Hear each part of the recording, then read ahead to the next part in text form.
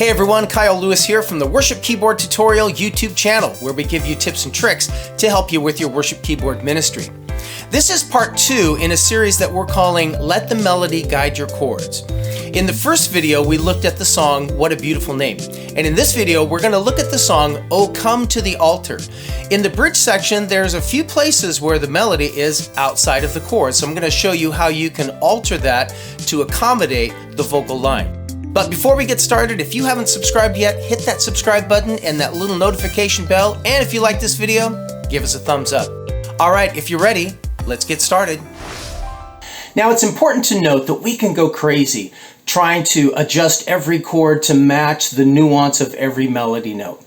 But we're only going to focus on those that happen on a strong beat. And that's why we ignored some of the ones that happened in What a Beautiful Name. There were some that happened that had some syncopated rhythms and that didn't fall on the strong beat. We just ignored those.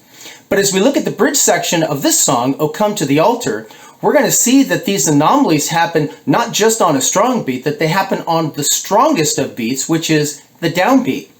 And the written chord doesn't reflect those anomalies.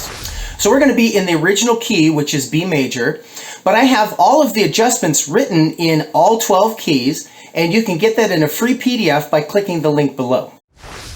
So the downbeat of the bridge is an E, but that's outside of the first chord that's written, which is B major. So my B major chord is B, D sharp, F sharp.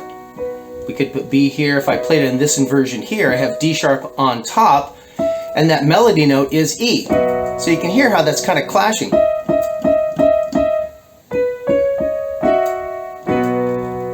So what I want to do is accommodate the chord. I want to adjust my chord to accommodate that. So I'm going to play at least a B sus chord.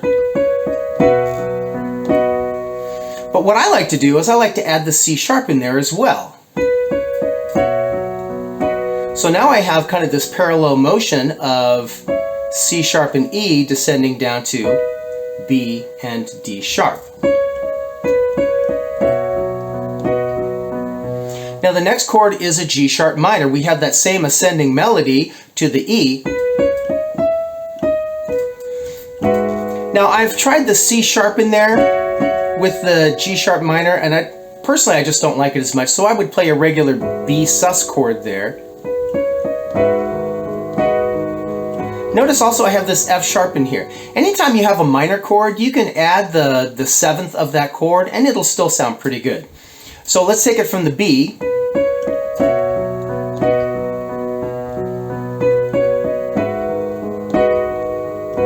Now we get to the E chord, and that melody is an F sharp, which is outside of the E chord. So E would be E, G sharp, B. If I play it in this inversion here, it's a second away. It's probably not too bad, but I would still accommodate that. So I would probably play something like an F sharp, B, and F sharp, and then follow the rest of the melody with my right hand here. So let me play it starting from the bridge. It's, oh, what a Savior, isn't He wonderful? Sing hallelujah, Christ is risen. Now there you could use our sus2 arpeggio. You have to do a little different fingering. There's a link right up here if you want to catch that video. It explains a little bit more in depth what that sus2 arpeggio is and how you can use it as a fill. So let me play that whole thing with the sus2 arpeggio fill. Oh, what a Savior, isn't He wonderful? Sing hallelujah, Christ is risen. And then it just repeats the same melody with the second half, and then if you repeat that, it just kind of cycles through again. Well, that's all we have for part 2 in this series. Make sure to check out part 3, which is 10,000 Reasons. And if you haven't seen the first video, make sure to go back and check out part 1, which is What a Beautiful Name. Thanks for watching, and we'll see you in the next video. Bye.